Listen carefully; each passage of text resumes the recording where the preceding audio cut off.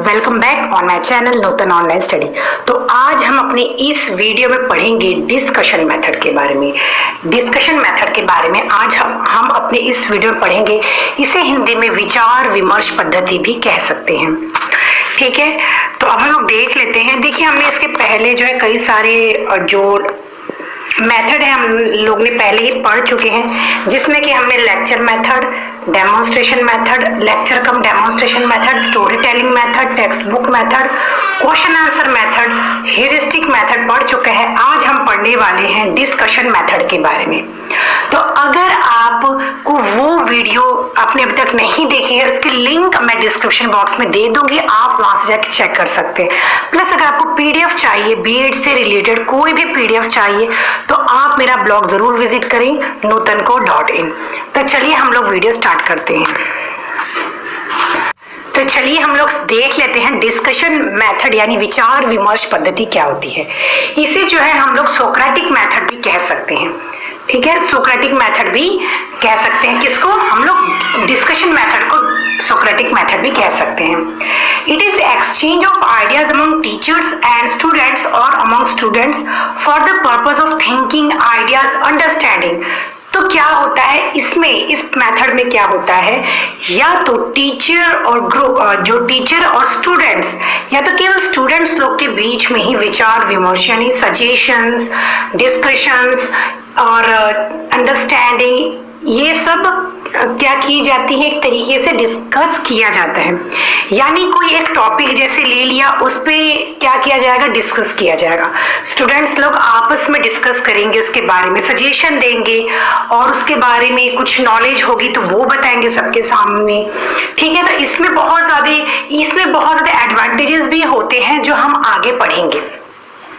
तो डिस्कशन क्या होता है, या तो हम देख सकते हैं वो टीचर्स और स्टूडेंट्स के बीच में हो जाता है, टीचर्स और स्टूडेंट्स के बीच में हो सकता है, या तो स्टूडेंट्स लोग ही जो है आपस में कई बार डिस्कस करके कोई चीज का लोग सोल्यूशन निकालते हैं या तो कोई चीज समझते हैं।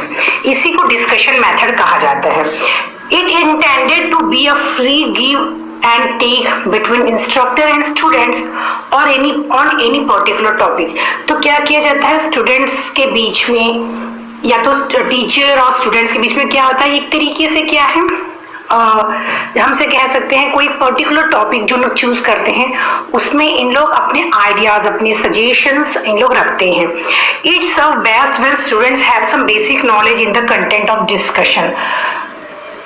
इन द कंटेंट ऑफ डिस्कशन मतलब क्या हो गया कि अगर उन लोग जिस टॉपिक पे उन लोग डिस्कस कर रहे हैं, तो ऐसे में जरूरी है कि वो सभी स्टूडेंट्स को उस पर्टिकुलर टॉपिक पे थोड़ी बहुत बेसिक नॉलेज तो होनी चाहिए, क्योंकि अगर नॉलेज तो नहीं होगी तो डिस्कशन ही नहीं हो सकता है। तो ऐसे में स्टूडेंट्स को उसके बारे में नॉलेज होना चाहिए, या तो बेसिक नॉलेज भी चलता है, लेकिन ऐसा ना हो कि डिस्कशन जो टॉपिक चूज किया गया है इसके बारे में किसी भी स्टूडेंट्स को कुछ भी नहीं पता हो, तो ऐसे में डिस्कशन मेथड जो है वहां पे अप्लाई नहीं हो सकता है। It promotes democratic thinking among students. तो यहाँ पे बच्चे क्या होते हैं, फ्री होते हैं अपने आइडियाज देने में, सजेशंस देने में।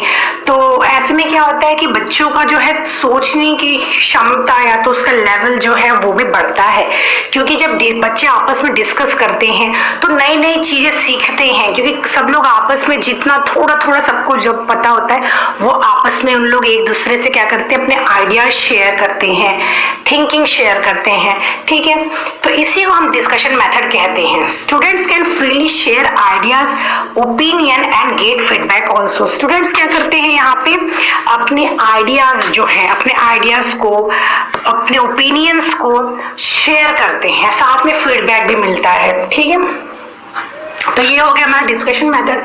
ज्यादा जो है हार्ड नहीं है कुछ भी इसमें। हम लोग इसके मैथ्स देख लेते हैं। First it makes learning interesting. तो ऐसे में अगर बच्चों को डिस्कशन मेथड के लिए जो टीचर है अगर डिस्कशन मेथड करवाती है तो ये क्या होता है, बहुत ज्यादा इंटरेस्टिंग लगता है बच्चों को।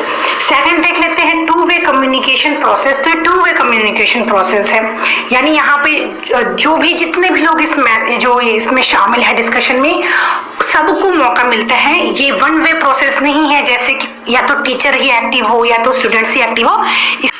इसमें जितने भी डिस्कशन में जितने भी लोग इसमें शामिल हैं वो सभी इसमें एक्टिव रहते हैं। इमीडिएट फीडबैक, तो यहाँ पे इसका ये भी एक बहुत अच्छा इसका गुण कह सकते हैं, मेरिट कह सकते हैं, एडवांटेज कह सकते हैं कि यहाँ पे आपको इसका फीडबैक तुरंत मिलता है।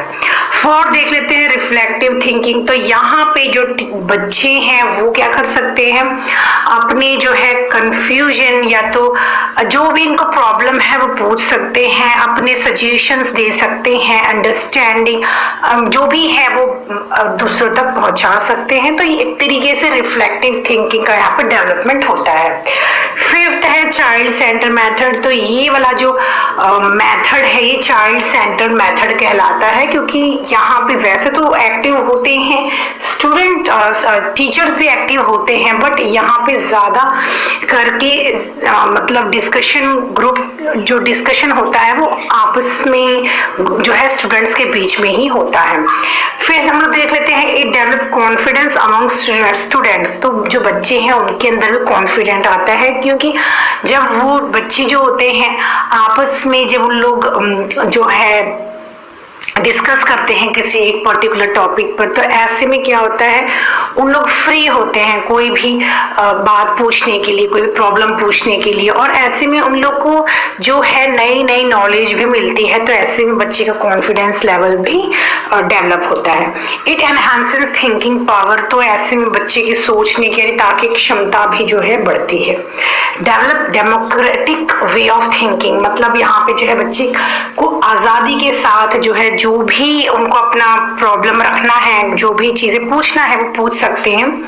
तो यहाँ पे ये भी इसका एक जो है एडवांटेज है। अब हम आगे देख लेते हैं इसके डीमेरिट्स। डीमेरिट्स में हम लोग देख लेते हैं टाइम कंज्यूमिंग, तो ये मेथड जो होता है टाइम कंज्यूमिंग होता है, क्योंकि यहाँ पे एक टॉपिक दी जाता है, बच्चे उसमें आपस में जो है डिस्कस करते रहते हैं, तो कई बार ये होता है टाइम कंज्यूमिंग भी हो जाता है। सेकंड देख लेते हैं can not apply to teach all student, तो सभी स्टूडेंट्स के पर सभी students can not teach all topics, तो सभी टॉपिक को इस मेथड के जरिए नहीं पढ़ाया जा सकता है। थर्ड देख लेते हैं can not apply slow learners और एवरेज लर्नर्स जो होते हैं उनके पर भी ज्यादा करके इसको अप्लाई नहीं किया जा सकता है, क्योंकि वैसे भी जो है जो यहाँ पे जो एकदम ब्राइट स्टूडेंट्स होते हैं उन लोग का डिस्कशन चलता रहता है, तो ऐसे में जो शाय स्टूडेंट्स होते हैं या तो जो एवरेज स्टूडेंट्स होते हैं, तो ऐसे में उन लोग क्या करते हैं अपने जो है थॉट्स रखने में उन लोग क्या कर सकते हैं, थोड़ी सी उनको प्रॉब्लम आ सकती है।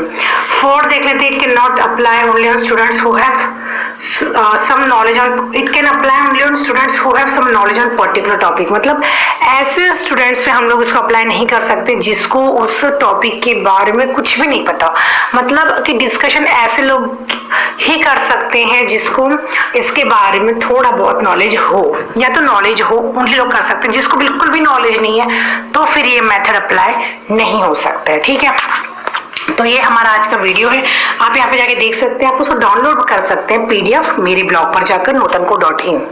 ठीक है, हम लोग मिलते हैं नेक्स्ट वीडियो में जहां हम कोई और मेथड के बारे में पढ़ेंगे, कोई और मेथड ऑफ टीचिंग के बारे में पढ़ेंगे। तब तक के लिए bye bye and take care.